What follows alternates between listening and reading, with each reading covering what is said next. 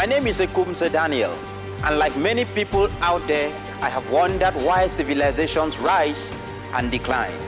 But history has demonstrated that what sustains a civilization is not so much about the legacies of its past, but the present utility of those legacies by its descendants for a better future. One needs to wonder less, therefore, why Ejagham, having been an integral part of the Bantu revolution with many great inventions, is only on the fringes of African and world history today.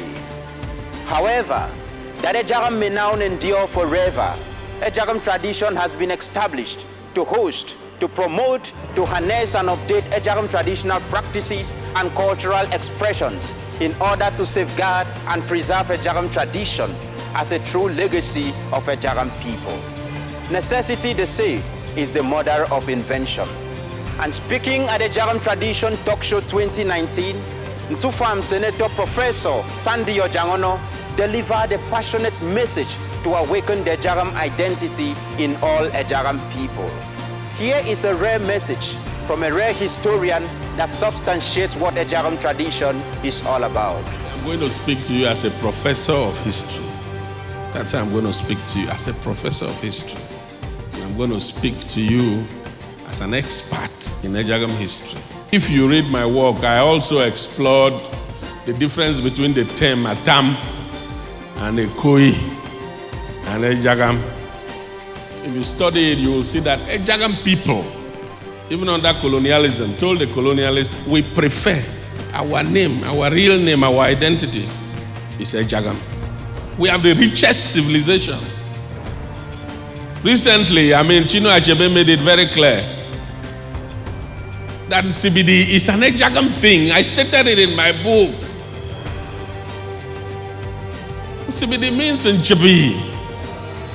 It's an Ejagham thing. It's so clear, it is there. We taught our neighbors all this.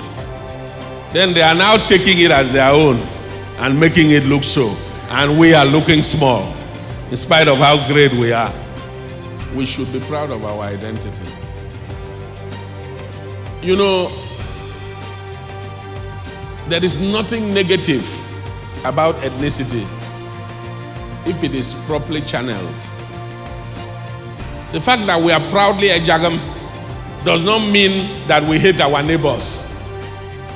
It means that we are trying to channel our God-given potential and identity and strength and capacity to achieve our purposes. And we have a right to do so. We have a right to do so. Because you cannot extract yourself from who you are, from your identity. Abuses are not just personal, they are also collective. Just as fame is not just personal, it's also collective. If you do well as a child, your family's name will go up. Your ethnicity will go up. If you do badly, the same will happen on the negative side. So we cannot afford to begin to not be proud of who we are.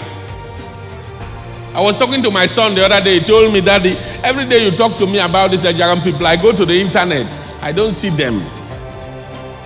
You talk to me about, but when I go to the internet, what I see is different. I say, I'm about the only person who has been writing on my people. I want to encourage all other people to begin to write about them. That is why I congratulate these young people for what they are doing. Because what is pushed out there will be taken for true. When I wrote the history of the Ejagham people, I dealt with all those issues, including the fact that the Qua are the original inhabitants of this area. I didn't go to the gutter with some of those people who were making too much noise. No. I'm a professional historian. I'm not being political. When I'm dealing with history, I'm dealing with facts. So I didn't go into that gutter to begin to make arguments with them. You said this. No, I am saying, no. When I talked about the Quas as the original inhabitants of Calabar, I referred them to all the works of Ford, of Talbot, of all these people, David Nair, colonialists who were impartial. I quoted about 10 of them. If you want to fight with them. They had no business saying that you were the original inhabitant if you were not. So you see the way people protect their own. They protect their own. If people can protect their own like that, why can't we protect our own?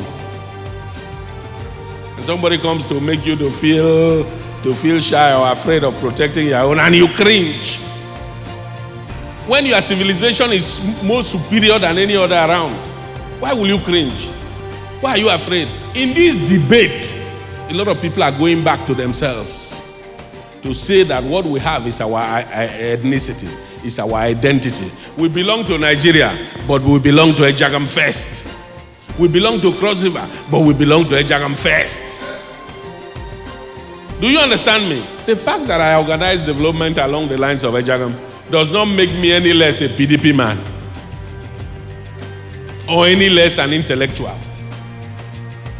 Those are all platforms seeking for the furtherance of development, just as the Ejagham platform also seeks for development.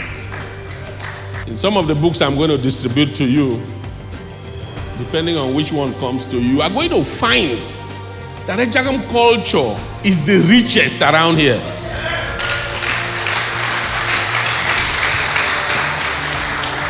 Mbe, we are the ones who have and own. And that is the truth. Nzibidi is our own.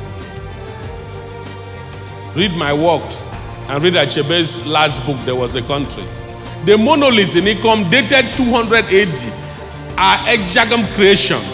I have dramatized that in my works before I left the university. We are great people. We are part of the Bantu revolution. In fact, we are an integral component of the Bantu revolution. If you study history, you are going to find that the Nigerian-Cameroon border is the epicenter of the Bantu revolution in Africa. And if you study Ejagham migrations and movement, you will see that our people were the very ones who migrated from that center. We are original to the original Bantu. That is why our language is called a Koid Bantu. Yeah, read the double crab.